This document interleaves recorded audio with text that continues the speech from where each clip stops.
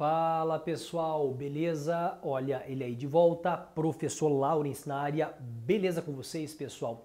Vamos nessa para mais um encontro de tabelas e gráficos? Olha, o que foi conversado com vocês no último encontro? Questão da tabela, né? Então, nós temos um tema que está começando a questão de estatística, de análise de informações, coleta de dados e organização, tá? Então, na aula passada nós vimos a questão de tabelas, né? Onde, por exemplo, você consegue, de forma assim organizada, né, organizar os dados, uma coleta de dados bem didática, né, para a questão da estatística. Mas para o nosso encontro de hoje, nós iremos um pouco mais além, tá?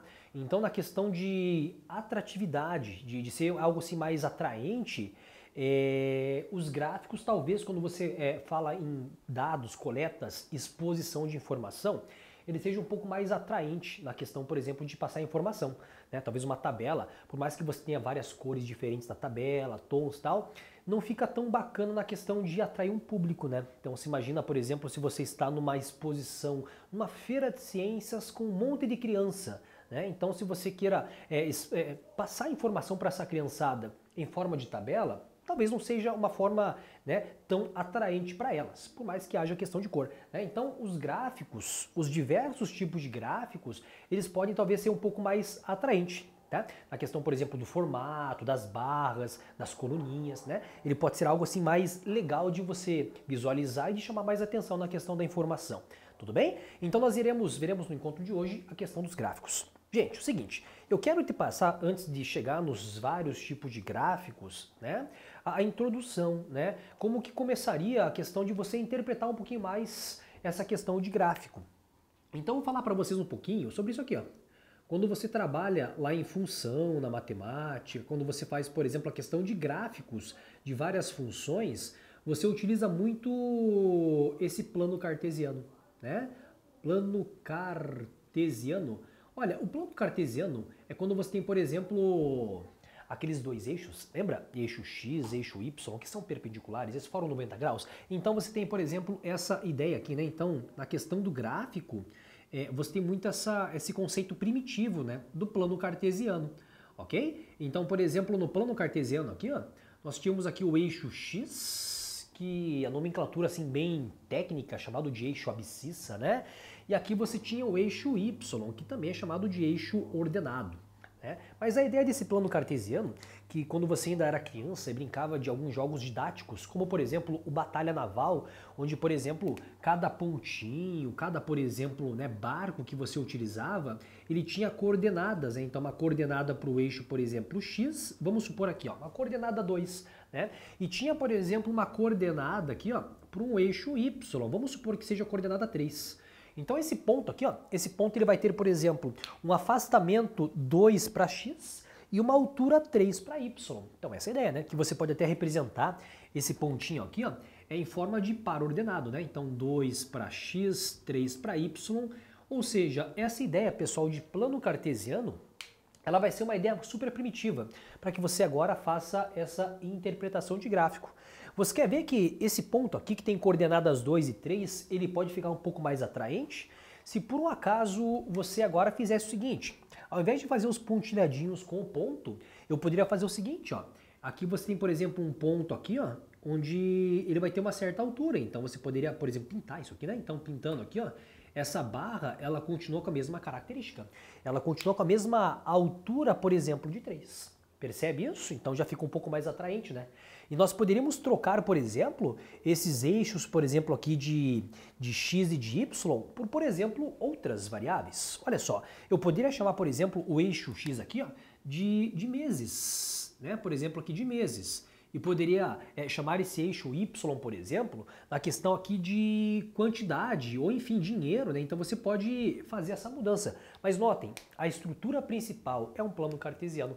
Então poderia falar assim, por exemplo, que no segundo mês eu tinha o dinheiro aqui em reais, né?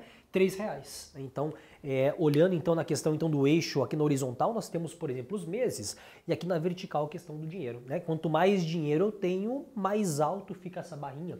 Percebe que é um plano cartesiano? Percebe que quando você trabalha com plano cartesiano, sempre nós temos no mínimo, isso aqui, ó, no mínimo duas informações, tá? Então, duas informações, porque eu falei em eixo X, eixo Y, é isso? Então tá aqui, ó, eixo X, eixo Y. Então, no mínimo, quando você trabalha com gráfico, né, gente, você tem no mínimo duas informações. Pode ter mais, né, de acordo com os desenhos e tal, mas ó, informação para o eixo X e informação para o eixo Y, né? Fora as outras variáveis que podem aparecer durante esse trajeto de interpretação do gráfico. Ficou claro isso aqui? Tudo bem? Então, basicamente, nós vamos, nessa aula de hoje, analisar os gráficos. Claro, muito mais bonito, muito mais didático, mas com esse conceito primitivo, do chamado plano cartesiano. Olha só, o primeiro tipo de gráficos, eu chamo então de gráficos de barras verticais, né? Que, olha só, ele começou com o plano cartesiano, né? Com eixo X, eixo Y, os pontinhos, aquele jogo de batalha naval. Mas olha, nos gráficos de barras verticais, algumas características, né? Então vejam que aqui por trás de tudo você tem um plano cartesiano, né? O eixo X, o eixo Y, só que claro, né? Com outros nomes. As barras também, pessoal, elas vão se diferenciar na questão das alturas. Geralmente quando você tem as barras, a diferenciação são as alturas, tá? As barras mais altas, elas nos informam informações maiores, né? E as barras mais baixas, por exemplo, elas têm as informações menores. Tá?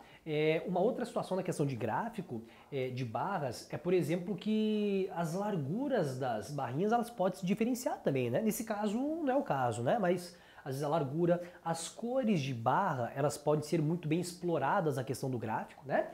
Interessante falar para vocês também no gráfico, que todo gráfico, quando você faz uma criação, quero fazer um gráfico agora pelo Excel, né, por um certo aplicativo, você precisa criar um nome para o tipo do gráfico. Então, por exemplo, o nome, o título dela é chamado de gráfico da despesa média mensal familiar. Tá? Então agora, olha o total de informações que nós temos aqui. Né? Então, no geral, a despesa de uma família geral, por exemplo, na questão de cor, raça, né? Então você tem, por exemplo, aqui a questão geral, de R$ 1.794. Né? Então, de acordo com as informações, tudo você consegue tirar pelo gráfico aqui, então, de barrinhas. Né? Eixo Y, dinheiro, representa, por exemplo, a questão então da despesa média em dinheiro. Né? Aqui, por exemplo, no eixo X, você tem, por exemplo, a questão da informação do geral, branco, né? O pardo e o preto. Né? Certo? Tudo bem? Tranquilos? Então, essa é uma primeira informação. É importante também salientar para vocês, na questão do gráfico, né, gente, que por mais que você tenha valores muito grandes, olha, tem valor de 500, R$ 1.000, 1.500, você poderia reduzir os valores e colocar, por exemplo, no eixo do dinheiro em milhares de reais, né, em centenas de reais, aí depende do parâmetro, né, caso você queira não colocar muitos zeros, nós temos uma ideia bem legal com relação a isso, tá? Bom, outro detalhe, nós poderíamos, de repente, ligar esses topos aqui, ó, gente, e verificar, por exemplo, as variações, concordam? Então, daqui para cá a variação aumentou, reduziu, ficou constante. Então, tudo isso é uma análise bem analítica na questão, então, dos tipos de gráficos que nós vamos estudar, então, tá? Bom, outro tipo de gráfico são das barras também, só que do formato horizontal, tá? É como se fosse você pegar aquele gráfico anterior aqui, ó, e fazer uma rotação, né? Então, ela possui a mesma característica, basicamente, só que agora você tem, por exemplo, aqui as barras estando na horizontal, né? Novamente as barras mais longas, informações maiores, tá? E as barras mais curtinhas, aí você tem, por exemplo, a questão então de informações menores, né? Então, isso depende do que você quer informar, né, gente? Qual o intuito seu num tipo de informação, de explanação de informação, tá? Bom, outro tipo de gráfico bacana de passar para vocês, você tem, por exemplo, um gráfico de segmento, né? De linhas. Então, o gráfico de segmentos, o bacana de você analisar é para você verificar se de fato houve uma melhora, uma crescente, uma piora, uma decrescente ou algo constante. Então, se você quer analisar, por exemplo, um crescimento de pandemias, crescimento populacional, né, crescimento, por exemplo, de óbitos, é bacana quando você faz uma análise comparando dia por dia de gráficos em forma, por exemplo, de segmentos. Né? Então, por exemplo, se você observar esse gráfico aqui, gente, de uma forma geral, olha, os traços, por exemplo, azul aqui é referente a uma informação, tá certo? Ele começou muito grande, daí ele começou a decrescer, aumentou um pouco. Então, a questão do gráfico de segmentos ou de reta, eles têm essa informação de verificar se a reta está crescente, crescente aqui, decrescente, né? Ó, por exemplo, na questão do segmento aqui amarelinho, ele começou então pequeno e começou a ficar crescente, logo estabilizou, diminuiu, então você consegue fazer uma comparação. Esse tipo de gráfico é muito utilizado a questão, por exemplo, de intenções de votos. Então, quando você verifica uma pesquisa de intenção de votos, né, quando você verifica um certo candidato, se aumenta, diminui, e é bacana para verificar as características, né, da crescência, a questão então de gráficos de segmentos. É uma forma de você expressar, né, e verificar os vários tipos, né, de reações de um determinado, por exemplo, candidato, né? Ele pode estar lá embaixo, ele cresce, reduz, e verificar o porquê dessa redução, né? Talvez uma interferência durante essa campanha, enfim, né? Então tudo isso é uma forma de você analisar a questão do gráfico. Beleza? Tudo bem? Então vamos agora pensar na seguinte situação. Observe aqui, pessoal, o gráfico, esse exercício aqui na tela, ele fala, por exemplo, o seguinte, tá? Em disparada do mundo todo, o dólar fecha a R$ 3,24. Então é um exemplo aqui de valores, né? Então, a cotação do dólar, quando você verifica assim aquele pessoal que investe, né, em bolsa de valores, investe nesse tipo de situação em que é necessário analisar dia por dia, hora por hora, a questão dos segmentos é importante, né? Então, dia por dia, então de um dia para outro houve uma redução, decrescente, estabilizou, decrescente, aumentou, né? Então, as retas decrescentes e retas crescentes, elas são importantes para verificar então essa mudança, essa alteração dia por dia. Mas observa lá, né? Então a moeda ela tem alta de 3% e vai ao maior patamar em 12 anos, puxada pela migração de investimentos para os Estados Unidos e em meio a uma incerteza com relação ao Brasil. Então veja que aqui você tem um gráfico, né? Uma certa análise ali. Então a pergunta é o seguinte, olha só. O dólar começou com 3,24, ele começou a reduzir, depois aumentou, reduz. Então veja que você tem toda uma estratégia, uma verificação bem analítica, né, na questão dos valores do dólar dia por dia, né? Então ligando segmento com segmento.